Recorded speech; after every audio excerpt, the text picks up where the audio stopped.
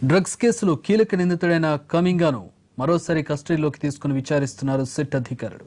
కమింగా call లిస్టులో వందల మంది ప్రముఖులున్నట్లు గుర్తించిన సిట్ అధికారులు షేర్లింగంపల్లిలోని ఎక్సైజ్ ఆఫీసులో రహస్యంగా విచారిస్తున్నారు. నెదర్లాండ్స్ కు చెందిన కమింగా హైదరాబాద్ యువతిని వివాహం చేసుకుని ఇక్కడే స్థిర నివాసం ఏర్పాటు చేసుకున్నాడు. అలాగే నగరంలోని ప్రముఖ సాఫ్ట్వేర్ కంపెనీలకు సలహాదారుడిగా పనిచేస్తున్న కమింగా చాలా మంది సాఫ్ట్వేర్ ఇంజనీర్లకు డ్రగ్స్ సరఫరా చేసినట్లు గుర్తించారు సిట్ అధికారులు.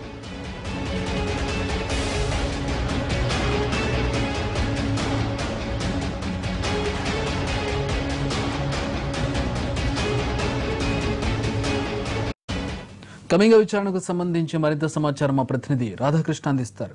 రాధా, కమింగా విచారణలో ఏమైనా కీలక అంశాలు వెల్లడయ్యాయా? మధ్యలో ఎందుకు బయటకు వెళ్లాల్సి వచ్చింది? మళ్ళీ ఇప్పుడు ఎందుకు అదుపులోకి తీసుకుని విచారిస్తూ ఉన్నారు?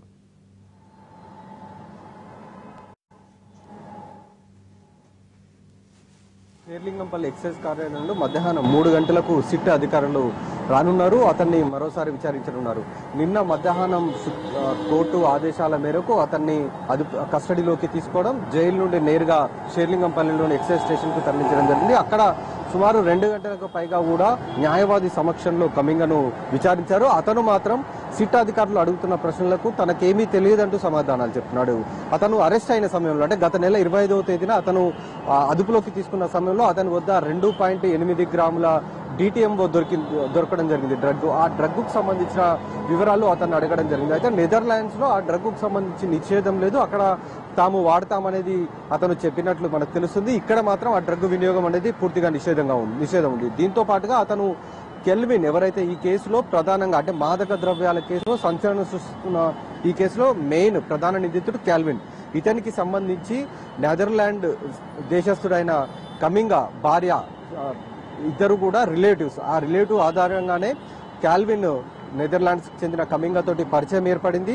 ఆ పరిచయం కాస్త ఇటు డ్రగ్స్ సరఫరాకు దారి తీయడం జరిగింది. ఇతను ప్రధానంగా కమింగా చాలా పేరున్న వ్యక్తిగానే మనం చెప్పుకోవచ్చు. అతనికి మంచి ప్రొఫెషనల్ లైఫ్ కూడా ఉంది. అతను సాఫ్ట్వేర్ నిపుణుడు, ఇటు ఇన్స్టాలర్ కూడా. అతనికి ఐటీ కంపెనీలో చాలా మంచి పేరు ఉంది. నెదర్లాండ్స్ నుండి తరచూ గత 10 ఏళ్లుగా హైదరాబాద్ కు రావడం, పలు ఐటీ కంపెనీల్లో సాఫ్ట్వేర్ కు సంబంధించిన వాటిలో ఇన్స్టాలర్ గా ఉండడం, వాళ్ళతోటి పరిచయాలు కూడా చాలా ఎక్కువగా ఉన్నాయి. ఈ కోణంలో ఇటు కాల్విన్ ఎప్పుడైతే అతని కమింగా భార్య ద్వారా పరిచయం అయ్యాడో అప్పటి నుండి ఈ డ్రగ్స్ వ్యాపారం అనేది వెలుగులోకి రావడం, ఇద్దరి మధ్య స్నేహం పెరగడం, అతను ఆ నెదర్లాండ్స్ నుండి ఇక్కడికి తీసుకొని రావడం అనేది చేస్తున్నట్లు కూడా అధికారులు సమాచారం సేకరించారు. ఆ సమాచారం ఆధారంగానే, అంటే కెల్విన్ 25వ తేదీన అరెస్ట్ అయినప్పుడే సుమారు 6గురికి పైగా కూడా సాఫ్ట్వేర్ కు సంబంధించిన ఎంప్లాయీస్ ను విచారించడం జరిగింది. ఆ తర్వాత అతని ఫోన్ కాల్ లిస్టులో సుమారు 2000కు పైగా కూడా సాఫ్ట్వేర్ ఎంప్లాయీకి సంబంధించిన ఫోన్ నెంబర్స్ ఉన్నాయి. అలాగే వాట్సాప్ చాటింగ్లు ఉన్నాయి. వీటన్నిటిని కూడా అతని ముందు ఉంచి ప్రస్తుతము అతని విచారణ ఒకవైపు కొనసాగుతుంది. మరొక వైపు నగరంలో ఇతను ఎవరెవరికి ఈ డ్రగ్స్ సరఫరా చేశాడన్న దానికి సంబంధించి ప్రధానంగా సిట్ అధికారులు అతన్ని కస్టడీలో వివరణ కోరే అవకాశం కనబడుతుంది. అతని నుండి రాబట్టే ప్రయత్నం చేస్తున్నారు. ఎందుకంటే అతను నెదర్లాండ్స్ కి సంబంధించిన వాడు. అలాగే ఐటీ కంపెనీల్లో ఎవరెవరికి ఇతను ఈ మాదక ద్రవ్యాలను సరఫరా చేశాడు అనేది కూడా అడగబోతున్నాడు. ఎందుకంటే సాధారణంగా ఇతను సాఫ్ట్వేర్ ఇన్స్టాలర్ కాబట్టి సాఫ్ట్వేర్ సంబంధించిన ఎంప్లాయీస్ నెంబర్లు ఉండవచ్చు. కానీ ఆ నెంబర్ల ఆధారంగా ఇతను ఎవరెవరికి వీటిని సరఫరా చేశాడు అనేది ప్రధానంగా వివరణ కోరుతున్నారు. అలాగే అదుపులోకి తీసుకున్నప్పుడు అతని దగ్గర 2.8 గ్రాముల డ్రగ్ దొరికింది కాబట్టి అది ఇంతవరకు గతంలో 10 ఏళ్ల నుండి అతను ఇక్కడ ఉంటున్నాడు కాబట్టి ఎంతకాలంగా దీన్ని తీసుకొని వస్తున్నాడు, ఎవరెవరికి వీటిని అందజేశాడు, అలాగే కాల్విన్ పరిచయం ఎక్కడి నుండి జరిగింది, కాల్విన్ ద్వారా ఇంకెవరికి దీన్ని సరఫరా చేశారు డ్రగ్ అనేది అడిగే అవకాశం కనబడుతుంది. అలాగే కమింగా ప్రధానంగా ఎంటర్టైన్మెంట్ కి సంబంధించిన వాళ్ళు ఎవరైతే ఎక్కువ వ్యక్తులు ఉన్నారో వాళ్ళందరికీ కూడా హైఫై పార్టీలు ఇచ్చేవాడు. పబ్బుల్లో వాళ్ళకందరికీ కూడా పార్టీలు ఇచ్చారు. ఈ పార్టీ ముసుగులోనే ఈ డ్రగ్ అనేది ఎక్కువగా వినియోగించారనేది కూడా అధికారులకు సమాచారం ఉంది. ఆ పబ్బులు ఎప్పుడెప్పుడు నిర్వహించారు, ఏ పబ్బులలో ఈ హైఫై పార్టీలు కొనసాగాయనే దానిపై ప్రధానంగా అతని నుండి వివరాలు రాబట్టే ప్రయత్నం చేస్తున్నారు. అడ్వకేట్ సమక్షంలో ఒకవైపు విచారణ కొనసాగుతుంది.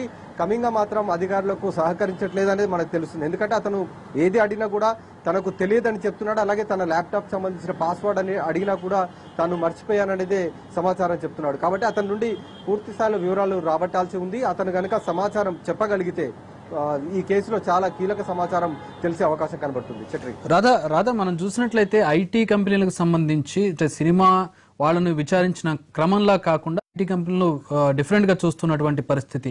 ఈ నేపథ్యంలో ఎట్లాంటి విచారణ జరుగుతుంది? ఇంకా ఇట్లాంటి కేసులు బయటకు వస్తున్నాడు. నిన్న కవిత విషయం చూసాం. అయినా కూడా మనం ఇంకా ఎట్లాంటి విచారణ జరుగుతుందని అనుకోవాలి? ఐటీ కంపెనీలకు సంబంధించి, ఐటీ ఎంప్లాయీస్ కి సంబంధించి 100 నెంబర్లు ఉన్నాయని చెప్పి ఇప్పుడు తెలుస్తుంది కమింగ్ ఆ కాల్ లిస్ట్ లో.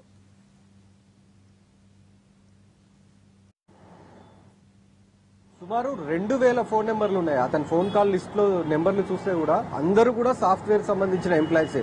ఇందులో చాలా మంది ఎంప్లాయీ హోదాలు అంటే కంపెనీల్లో అత్యున్నత హోదాల్లో ఉన్న వ్యక్తులు కూడా ఉన్నారు. అలాంటి వ్యక్తులకు సంబంధించిన నెంబర్లు కూడా ఉన్నాయి. అయితే ఈ నెంబర్లు తాను సాఫ్ట్వేర్ ఇన్స్టాలర్ కాబట్టి వాళ్ళకందరికీ తనకు సాఫ్ట్వేర్ సంబంధించిన అనుమానాలు ఉన్నప్పుడు వాళ్ళు ఫోన్ చేయడం, వాళ్ళకి ఆ సందేహాలను నివృత్తి చేయడం అనేది తాను చేస్తున్నాను అనేది అధికారులకు చెప్తున్నాడు. కానీ ఎప్పుడైతే ఈ కెల్విన్ కి సంబంధించిన పరిచయం వెలుగులోకి వచ్చిందో అప్పటి నుండి కూడా ఇతను డ్రగ్స్ సరఫరా చేస్తున్నట్లు కూడా తేలింది. అలాగే అతను అరెస్ట్ అయిన సమయంలో కూడా డ్రగ్ కూడా దొరికింది కాబట్టి ఇతని ఖచ్చితంగా లింక్ ఉంది అనేది అధికారులకు చాలా స్పష్టంగా ఉంది.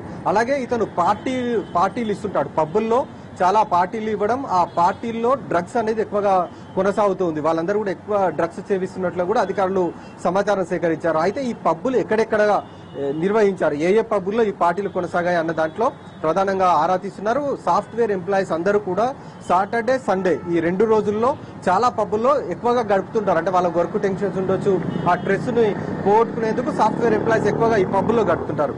అలాంటి వారిని ఇతను ఎన్నిక చేసుకోవడం, కొంతమందికి ఆశ చూపించడం, ఆ విధంగా డ్రగ్స్ బానిసలు కూడా చేసినట్లుగా తెలుస్తుంది. ఆ పబ్బుల్లోకి వెళ్లడం, వాళ్లకు వీటిని అందించడం అనేది కూడా చేసినట్లు కూడా తెలుస్తుంది. కాబట్టి ఈ ఐటీ ఎంప్లాయీస్ ఎవరెవరికి అతను అందించాడు, ఎంతమంది ఈ డ్రగ్స్ బారిన పడి ఉన్నారనేది ప్రధానంగా అతని నుండి సమాచారం సేకరించే ప్రయత్నం చేస్తున్నారు. కానీ మైక్ కమింగ్ మాత్రం విచారణలో సహకరించట్లేదు అనేది మనకు చాలా స్పష్టంగా తెలుస్తుంది. Right, thanks for the updates Radhakrishna.